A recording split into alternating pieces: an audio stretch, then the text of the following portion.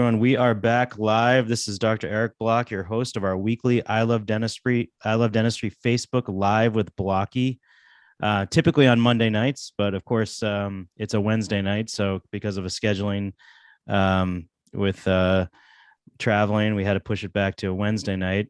And today we are joined by Dr. Christopher Marchak. Chris, thank you so much for joining us. Eric, it's great to be on the show with you. Yeah, this is a pleasure. And as typically, Monday nights, we discuss a topic. Of course, it's Wednesday night. I'm going to keep saying Monday night because I'm used to doing these on Monday night. But we discuss a topic for the day and with a member of the group. And today's topic is all about the ILD, or I Love Dentistry Study Club, and its benefits. But first, I wanted to do a little bio on Dr. Marchak. Dr. Christopher Marchak is a 1987 graduate of the University of Pacific School of Dentistry. He then received his prosthodontic certificate in 1992 from University of Southern California. He's written numerous articles in peer-reviewed journals relating to the restorative aspects of implant dentistry. And Dr. Marchak is on an editorial review board of the Journal of Prosthetic Dentistry and International Journal of Oral and Maxillofacial Implants. He's lectured nationally and internationally and has been interviewed on local and national television news programs pertaining to dental procedures. Currently, he has a full-time practice in Pasadena, California. He's the host of the dental talk show Clinical Chats, the co-founder of I Love Dentistry Study Club, founder of the San Gabriel Valley Dental Implant Study Club, the past co-director of the University of California Odontic Seminar, associate clinical professor at the University of Southern California in the Department of Continuing Education, adjunct assistant professor at the University of Pennsylvania School of Dental Medicine, and clinical instructor at the University of California, San Francisco School of Dentistry. Man, that is quite the bio. Just a lot of hard work and just my love for dentistry, Eric. I love what I do, and I love teaching what I do. And Chris, where are you zooming in from today? In Pasadena. I hate to tell you that it's about 70 degrees outside, sunny, and I guess for some, for me, it's a jacket weather, but for some, it's shorts and a t-shirt. Oh man, I'm so jealous. It has been freezing up here in Boston lately. And now, are you still practicing? I do. I'm full time. And man, you're a busy guy. I wanted to ask you first, and I have a bunch of questions I want to ask you, but the topic of the day is about the I Love Dentistry Study Club.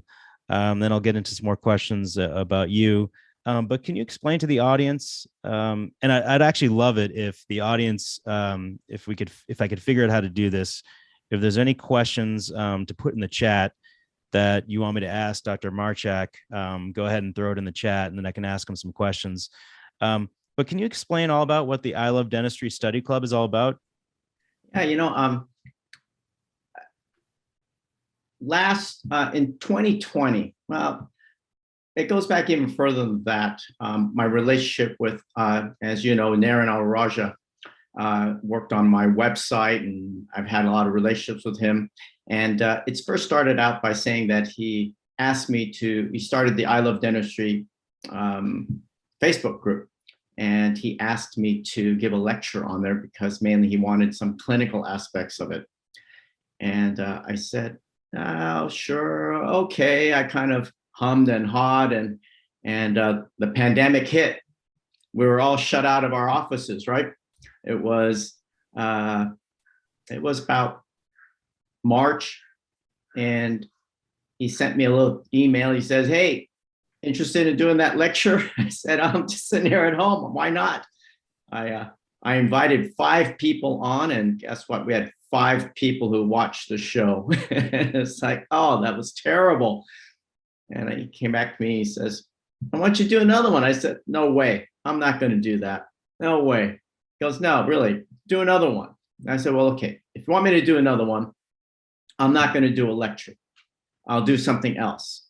And for anybody in the audience, that has seen me and seen our show, Clinical Chats. Well, it really came up to me as a brainchild from my wife.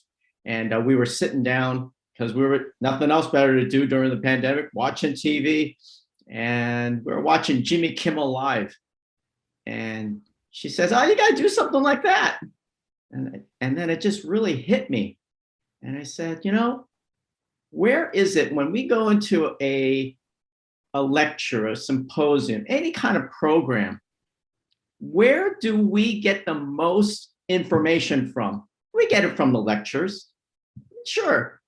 But isn't it that lunchroom, that lunch break where you sat down with 5 other dentists and you started talking and chatting and everything, that you got a lot of take-home things that you could take back to the office? To me, that was important. So like any other interviewer, they have a co-host, and I called up my friend. His name is Frank Vijak. He's a prosthodontist in Beverly Hills. I said, "Frank, I'm going to start this, and I want you to be my co-host. And all it is no slides, and let's just talk." And because it was the pandemic, we weren't going out lecturing, we weren't doing anything. So I took out my iPhone and I looked up on my book to see all my friends. I started texting all my friends that I haven't seen in a long time. I said, "Hey, come on the show and let's talk." Well, we're now coming up to we're on episode 39 coming up soon. And that's what it was. It was a chance for us to talk. It was a chance to interact, and how motivating it was to speak and learn, and no slides, just talking. And that's the information that we do. And that's how we got out. As that started to evolve, Naren and I started to meet and talk, and we started to come up with this idea because study clubs had been changing. I started the San Gabriel Valley Dental Implant Study Club in 1993. My very first meeting that I had, because most study clubs at the time, implant study clubs, were started by a surgeon. And they had the referrals coming in, and it was really meant for their referrals to come in and talk about it. So I said, I'm going to do something a little different in 1993. And we had, I wanted to start training dentists about restorative aspects about implant dentistry. We had over 150 members in our first year. We went on for about 5 years, a little bit more than 25 years. We made some great friends, great meetings, great people teaching, and a lot of different aspects, but it was always difficult getting people in and doing all the work. And what happened was that we started to have about, at the very end, we were barely getting 12 people at a meeting, and it just wasn't worth it anymore. And I started to think about that idea and the relationships that we built. And with the use of Zoom and what we're doing here right now, we came up with this idea of a virtual study club where it's 6 meetings a year. They are 2 hours long. The first hour is a lecture, but the second hour is what we call the breakout sessions. And the breakout sessions is that interaction, and where the members can work with their facilitators, or what we call leaders, and talk about the lecture, talk about problems, talk about what cases they have, talk about issues or treatment planning, or the leaders, who are typically the surgeons, can talk about the lectures or patients that they're treating and how the interaction. I wanted that interaction of that group meeting to happen. And that's the second hour. And so what we've done is we set up, it's a 6 meetings a year again. There are leaders and there are members. And the members sign in depending on the region that they're at and the location. And we have different leaders in different cities throughout the US. And they can log in at the time for the meeting. Our next one is actually next week, Wednesday. And we're having Dr. Steve Buchanan talking about what's new about endodontics.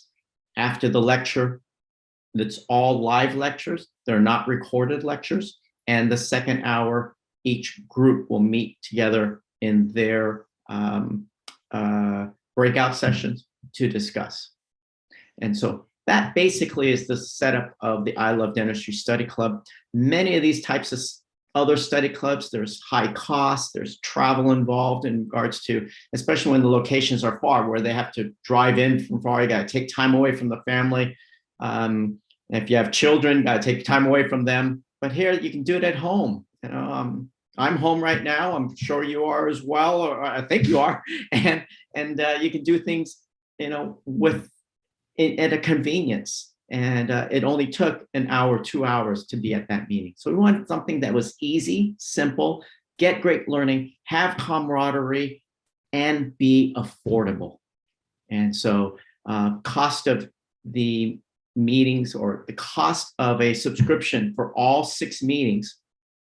And what we've also done is taken the clinical chats, we've taken it off of live Facebook, and it's part of our study club. And all of those meetings that are involved is $199 a year. But with a special code, it's here's the special code, CMSC 2022. Your audience and others who want to be a member can log on to ILDstudyclub.com, and the rate of the subscription for all 6 meetings will be dropped from $199 to $99 a year. Yeah, we'll definitely add that into the show notes for the special code. So if people that can look into that, that is I think that's such a good idea that, you know, you have the hour lecture, and then after you talk about it, Yeah. because a lot of times you'll go to a conference or a lecture, and then the presenter will do their lecture for an hour, and then they're done, and then another lecture will come on. But it's like, hey, wait, I want to, talk to my peers about what we just heard for the past hour. And like you mentioned, you discuss problems, issues, and I really think you learn more from your failures or other people's failures than the successes.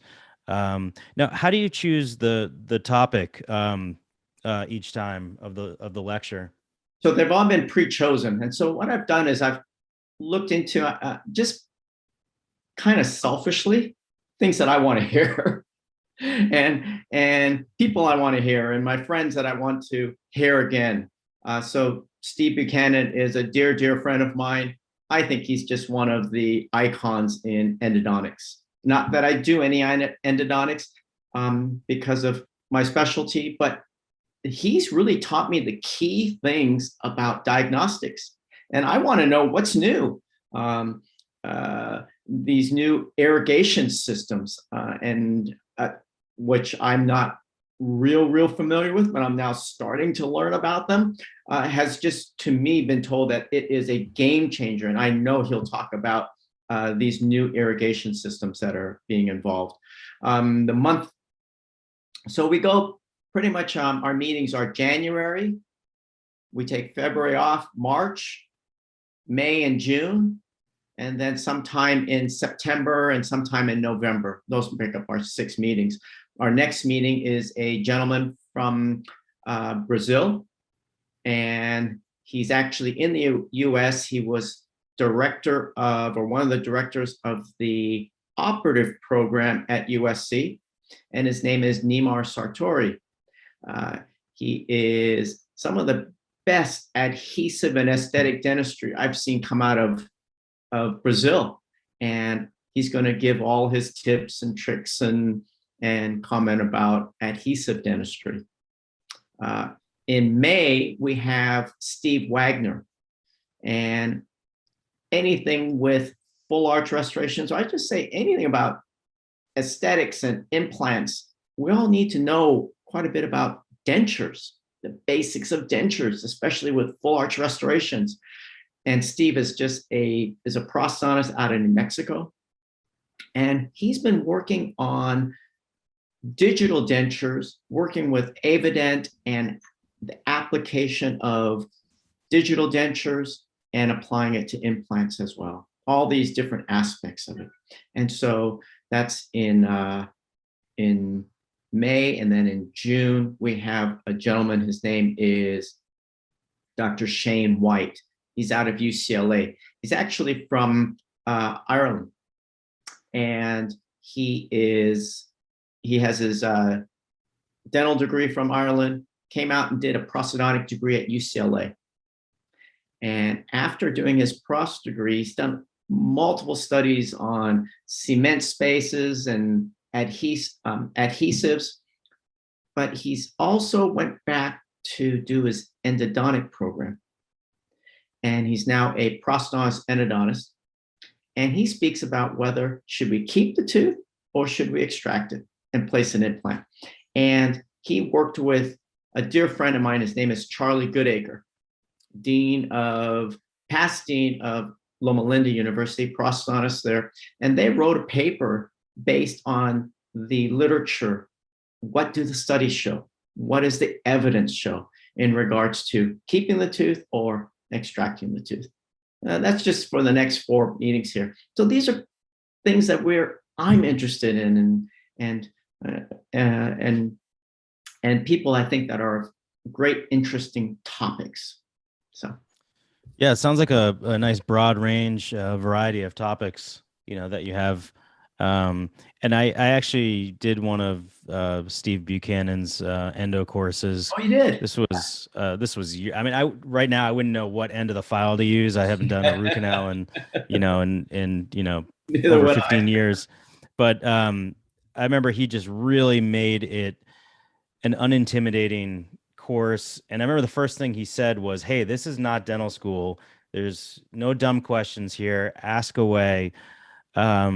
So he's a really good listen, a great lecturer, and always up on the forefront of the latest technology. Now, you mentioned in 1993 you're first involved with implants. That is pretty early on, and when implants are really taking off. And I personally, I place and restore implants, and I'm a huge fan of guided surgery. And I know we were talking a little bit earlier about that. Can you explain your experiences with guided implants and just implants in general? Yes, I was interesting. I was in dental school in 1987. Finishing up dental school in 86, my father, who's also a dentist, came to me and says, "Chris, we got to learn this stuff about implants." In 1986, and developed a really great friendship with a gentleman by the name of Steve Perrell. And he was earlier on, he was one of the attendees of the Toronto conference back in 1982. And he was the first one that introduced me into dental implants. One of the reasons for going back and getting my certificate in prosthodontics. And my focus really was on dental implants at the time in that residency. As I started to do much more speaking, I was at the right place at the right time, and Noble BioCare was launching a new product, and they had asked me to be part of that team. And I always have to mention my cohort of that was Dr. Peter Moy, and they asked us to team together because they wanted us to do a live surgery, program doing guided surgery. In 2001, 2002 was the beginning of this guided surgery treatments. And I was involved, and Peter and I became one of the 5 centers for the initial launch of Nobel Guide and all those guided surgeries. So that was my very beginning, very big taste of it. In fact, just last week, I did a guided surgery with Peter at his office, full arch, and we were reminiscing. It's now been 20 years since we did our first surgeries. Wow. And we still follow up many of those patients. Yeah, I find that, by doing it guided, it's one of the most enjoyable, procedures I do all day.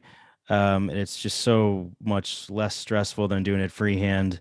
Now, as a prosthodontist, so you work hand in hand with the surgeons, and actually a lot of your what you do is based on that referral relationship with your surgeons and your general dentist, correct? Yes, it is. It is.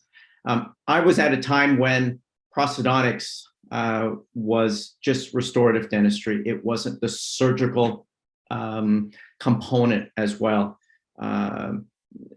Many, I believe, if not all residencies now teach surgery or some aspect of it. But that was a little bit before, or I was a little bit before that time. Yeah, well, I think there's, the understanding that you need to have that end goal in mind. It's not just placing the implant where the bone is. You need to have that future, restoration in mind. So it's, that's all, prosthodontics and planning, kind of planning backwards. Have the restoration in mind. And that's what's so great about guided surgery, because you have all of that in place and really understanding where those implants need to go. Now, is University of Pacific, is that 3 years? It was, yes, all year round, 3 years. Okay, so they just, I mean, they must have crammed it in, because we had, I went to Nova in Fort Lauderdale, and it was 4 years, and we had the first summer off. But to do it in 3 years, they must have really kind of crammed everything in. There's still 3 years. I Yeah. believe they're the only 3-year program out there today. It is, there's no holidays. It is a quarter system. And in between each quarter, it's either, I believe it's a 2-week break. Yeah, So, so they really try to, pack 4 years into 3 years. you know Now, what, Eric, though, it was the best education that I had. I grew up then. I mean, I love my prosthodontic residency. Don't get me wrong. I mean, that's where I really learned what my craft today. But for my dental degree, UOP just did wonders for me and what was offered to me. And so I was very appreciative to them. and was your prosthodontic program 3 years as well? I was at a time that it was 2 years, but at USC, you had to finish all of your cases. So it wasn't like many programs where you went in and you took over for somebody. You actually started your cases from start to finish. And if you didn't finish, you didn't graduate. All the time that we did it, there was no one that graduated in 2 years because they couldn't finish their cases, especially with implants. I was the second person to graduate. I finished 2 years, 3 months, and I was fortunate. But I had 3 years of general practice under my belt, which helped me quite a bit compared to those who didn't have. There was 5 of us, 2 of those who had no experience at all, just fresh out of school. One was 10 years out, one was 5 years out, and I was 3 years out. Now, and as a prosthodontist, what's your day to day like in clinical practice? Is it full reconstructions? Is it all on fours? What's a typical day for you? Uh, you know, I can turn around and say that, ask the same question, and we do. I do everything. Mhm. Pretty much, I do from single crowns to full mouth reconstructions. Most of my cases and most of my treatments are implants, Mhm. a lot of diagnostics. I do quite a few dentures, um, but it's a full range of things, and it's typically very busy. Where I'm going in from start, and I'm moving from one patient to the next patient to the next until it's time to get a breath of fresh air. But the days that I really enjoy are my full mouth reconstructions, my full implant reconstructions, and getting to know my patients. I think that's the real key, is just really developing a relationship with my patients and how I can help them. And and what I do. In fact, that's how I start my meetings. My introduction to my patients is, how can I help you? Mm-hmm. What can I do?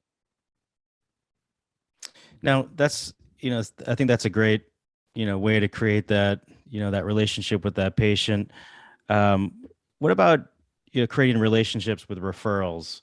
As a general dentist, that's not in my my day-to-day practice. But as a prosthodontist or a specialist, a lot of your patient flow depends on referrals. How do you work with those relationships or create those relationships with your referrals? My referrals are typically the surgeons. Mm-hmm. uh, Cases that they have inherited and need help with, and that's where they usually are.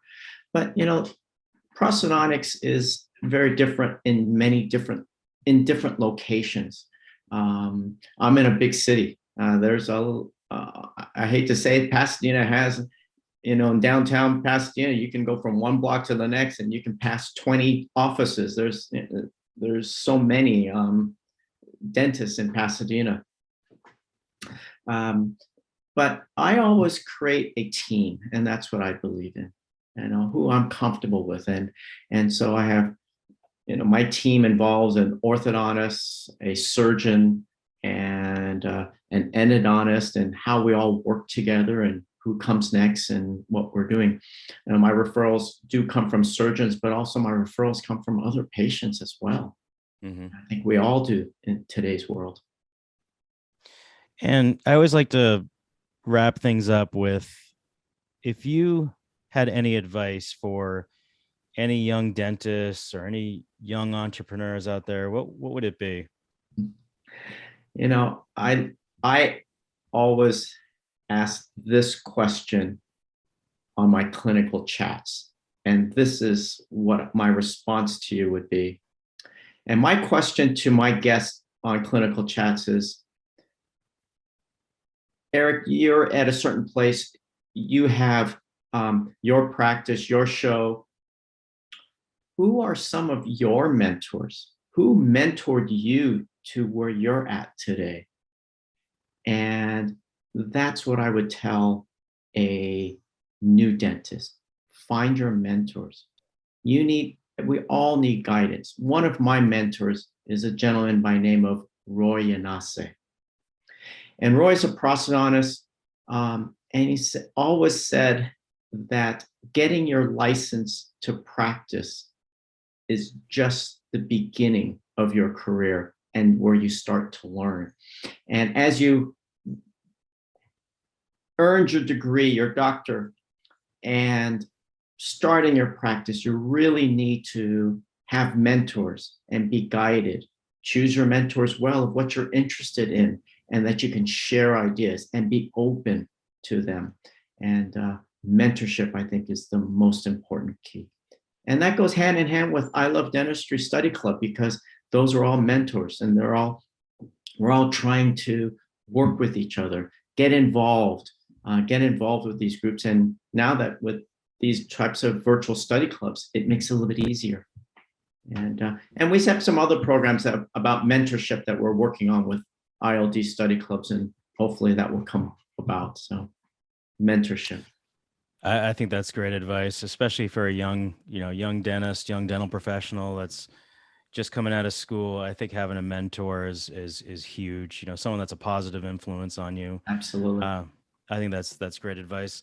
Again, thank you so much, Dr. Chris Marchak, for joining us. Please like and share this event, and we'll see you soon in the next I Love Dentistry, in the I Love Dentistry community. And everyone, have a great night, and we'll see you next week. Chris, thanks so much for joining us. Eric, thank you. Thank you for having me on. Have a good evening. You too. Sounds good. We'll be in touch. All righty. Take care. Bye-bye.